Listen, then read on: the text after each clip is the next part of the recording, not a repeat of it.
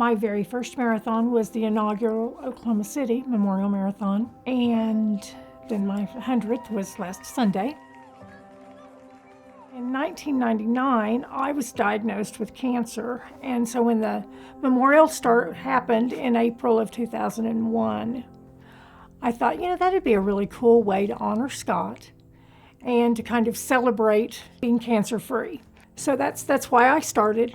I was an employee, or am an employee of U.S. Foods, and at the time of the bombing, we had an employee. His name was Scott Williams, and Scott was a victim of the bombing, and he was killed.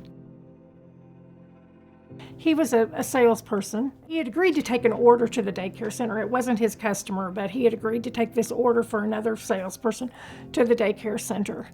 And just, wrong place, wrong time. Was there when the bomb went off.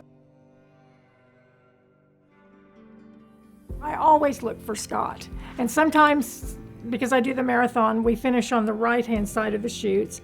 And I always look for his banner, and I stopped and took a picture of it just by itself this year, because I'm not fast enough that it matters if I stop. So I stopped and took a picture, and then I went ahead and finished. And it's just, it gives you that little bit of, this is why I'm doing it.